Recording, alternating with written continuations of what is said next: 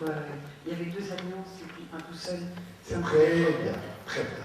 Alors, vous voyez déjà, je vais vous raconter une histoire sympa pour vous montrer la co-construction El-Kaïm et Bernadette. D'abord, je vais continuer, après j'expliquer pourquoi j'ai dit 5. Donc tu me dis, chère Bernadette, ce qui m'a touché, c'est le 1 qui est tout seul et les autres sont ensemble. 2, 2, 1. C'est 1 qui me touche. Alors, de nouveau, quand tu repenses à ta famille d'origine, ça y est, tu vois le lien? Bon, j'insiste pas. D'accord. Alors, Moni El-Kaïm, qu'est-ce qui s'est passé en lui? Moni El-Kaïm est né au Maroc. Au Maroc, le chiffre 5, c'est un chiffre porte-bonheur. À un point tel qu'il y a des mains qui sont dans les portes, quand on frappe, c'est une main qui sert de battoir. Et quand on veut se protéger de mauvais œil, on dit 5. Donc le chiffre 5, c'est une sorte de porte-bonheur, de par mauvais œil, etc. Donc El-Kaïm, d'origine marocaine, il voit 2 plus 2 et 1, il fait 5. Elle me dit, non mon petit vieux, ça c'est pas mon machin. Mon machin, c'est pas ça. Et alors elle me dit, c'est le 1. Du coup, chez El-Kaïm, il y a une autre histoire qui vient en tête. C'est l'histoire de 2 mecs qui marchent dans la rue. Et un dit à l'autre, t'as vu, il y a 2 mecs qui nous suivent. Et alors, il y a 2 qui nous suivent, nous sommes 2. Oui, mais nous on est 2 tout seuls et ils sont 2 ensemble. Et alors, cette autre histoire s'associe à celui qui est tout seul. Alors, si je fais l'analyse de ce que je vis moi, quand je travaille avec vous, c'est des bêtises comme ça qui passent dans ma tête et qui créent les situations d'hypothétisation, de vérification. C'est pour ça que je te disais qu'il faut qu'on fasse gaffe aussi, parce qu'il n'est pas évident que ce que nous vivons soit toujours adéquat tant qu'on n'a pas vérifié. Parce que ce qui compte, c'est le respect qui fait que l'autre se sent compris. À partir du moment où elles se sont comprises, ça va. On a ce pont entre elle et moi. Mais s'ils ne se sont pas compris, même si pour moi c'est évident, ça ne sert à rien. Parce que c'est elle qui compte. Pour tout le monde, c'est clair ceci. Ça veut dire que chaque fois que vous avez l'impression que ce que vous faites, que ce que vous lisez est évident, et que la personne résiste, dites-vous, de toute manière, c'est elle qui compte. Parce que même si j'ai raison et qu'elle n'y croit pas, ou qu'elle ne touche pas, ben, je n'ai rien arrivé à faire. Et c'est ce qui d'ailleurs pose des problèmes au niveau de notre psychiatrie. Parce qu'il y a des contextes culturels où l'idée même d'inconscient ne fait pas sens.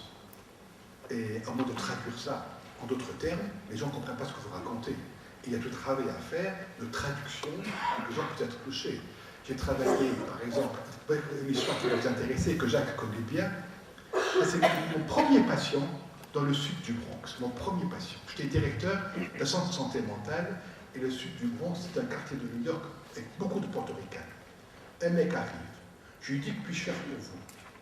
Il me répond, que pouvez-vous faire pour moi? Je lui dis, oui, qu'est-ce que vous avez comme problème? Je lui dis, pourquoi vous ne savez pas? Je lui dis, mais comment je peux le savoir si vous ne me dites pas? Il me dit, mais vous êtes médecin, vous devriez le savoir. Je lui dis, est-ce qu'il y a un dossier sur vous dans le centre que j'aurais pu consulter avant? Non, je ne suis jamais venu. Alors je lui dis, comment voulez-vous que je sache? Je ne suis jamais venu. Il me dit, mais si vous ne savez pas ce que j'ai, comment vous pouvez m'aider? Je suis d'accord avec vous. Je ne peux pas vous aider si je ne sais pas ce que vous avez. Et il me dit, mais quoi? Vous voulez que je vous le dise? Je lui dis, bien sûr. Il me dit, mais si je vous le dis, alors ça sert à quoi? Alors, je lui dis, ça sert à ce que je vous aide. Il me dit, mais non, vous ne pouvez pas m'aider si vous ne savez pas ce que j'ai. Mais je suis d'accord avec vous, c'est pas ce que vous avez. Alors dites-moi, non, je ne vous dis pas, parce que si je vous dis, ça ne sert à rien. Et il est parti. Et moi, vraiment, j'ai cru que c'était un truc que les copains m'avaient fait une plaisanterie, mon premier patient. Je me suis dit, ils sont vaches, les mecs. Et ça m'a rappelé une vraie histoire qui est arrivée à Palo Alto. Vous avez demandé à Don Jackson, qui est psychiatre, d'interviewer un psychotique qui se prend pour un psychiatre. Lequel n'était pas psychotique. C'était un psychiatre à Kennedy, un psychotique qui se prend pour un psychiatre. Et ils ont filmé 2 psychiatres qui se parlent entre eux. Alors on cherche un psychotique chez l'autre. Si ce n'est que dans ce cas-là, à un moment donné, le mec a dit « Mais vous êtes Don Jackson ?» Il a dit « Oui, et moi je suis docteur Intel. » Ça s'est arrêté tout de suite. Médecin n'a pas beaucoup de chance avec cette expérience. Alors, qu'est-ce que j'ai découvert? Que dans le sud du Bronx, les portoricains vont à l'église pentecôtiste, où les médiums leur disent d'abord ce qu'ils ont. Et c'est après que le médium a dit ce qu'ils ont qu'on peut alors être soigné et exorcisé par la prière. Mais que moi, je ne suis pas capable. Donc, ils ne comprenaient pas le brave homme. Ta écriture, c'est si tu dois me guérir, il faut que tu saches ce que j'ai. Mais tu ne sais pas. Ben, tu es comme tout le monde. Et le mec est revenu 3 mois plus tard et m'a dit, j'ai compris, le révérend père capoté de l'église pentecôtiste, ça s'appelle la lumière divine, m'a expliqué que lui s'occupe de l'aspect spirituel, le révérend père, et moi de l'aspect matériel.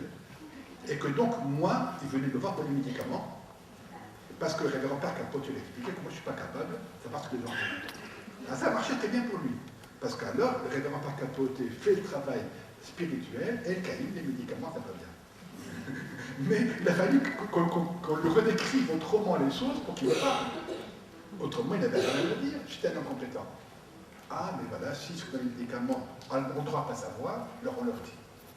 Donc ceci est important parce que pour vous montrer comment nous ne pouvons pas travailler avec des gens qui n'appartiennent pas au même univers que nous. Et que donc, ce que nous vivons par rapport aux gens, quelque part, c'est une bénédiction. Parce que c'est un pont qui s'ouvre vers eux, et en même temps, il faut s'en méfier, parce que ça s'ouvre vers eux en général à la répétition potentielle. Donc c'est analysant ce que nous vivons, et puis faisons attention à ne pas répéter. Continuons. Audrey, oui Audrey, chère Audrey, tu dis, le thérapeute a demandé le prénom à chaque personne, excepté au père. Le père n'a pas beaucoup de place. Alors, c'est tout à fait juste.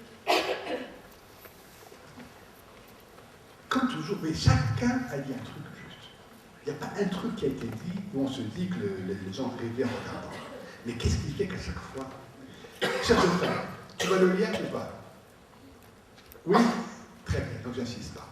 Mais si tu étais avec moi en formation, je te dirais, parle-moi de cette personne qui n'avait pas de place. Parle-moi de comment tu étais par rapport à cette personne. Parle-moi de comment la famille, etc., pour mieux sentir ce qui est amplifié en toi. Et là, on aurait travaillé sur comment vérifier chez eux la place du Père et comment pouvoir flexibiliser cette place. Ensuite, on arrive à Caroline. Où est Caroline? Caroline, elle est en haut?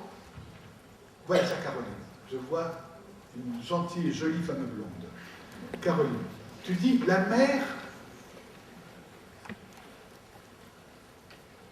Ah oui, la mère est dénigrante par rapport au fils, et le père dénigre la mère. Dis-moi, est-ce que chez toi, il y avait quelqu'un qu'il fallait protéger absolument? Pas évident. Tu ne sais pas. Est-ce que tu as l'impression, donc, que chez toi, les gens pouvaient être assez à l'aise pour qu'on puisse ne pas se sentir obligé de protéger l'un ou l'autre?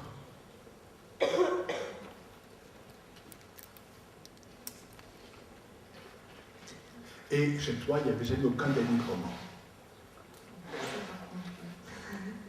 Alors, juste une question. Quand quelqu'un a été dénigré, tu n'avais pas envie de le protéger? Pardon? Oui, tout à fait. Alors, c'est très important ceci. Écoutez bien. Ma très chère Caroline me répond de tout son cœur avec authenticité. La première question, c'était, est-ce qu'il y a quelqu'un à protéger? Non. Est-ce que quelqu'un a été dénigré? Oui. Est-ce que quand on dénigre, tu avais envie de le protéger? Oui. Mais, au début, elle ne fait pas le choix. Tout le monde suit. Pourquoi? Parce que nous ne pouvons parler que de ce que nous avons construit de notre passé.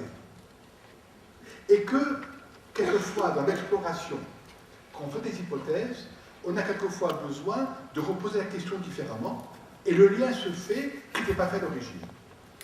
Tu suis ça? Non, tu m'as perdu. La jeune fille au beau bracelet. Je reprends. Tu vois, j'ai posé une question sur protéger, elle ne va pas bien.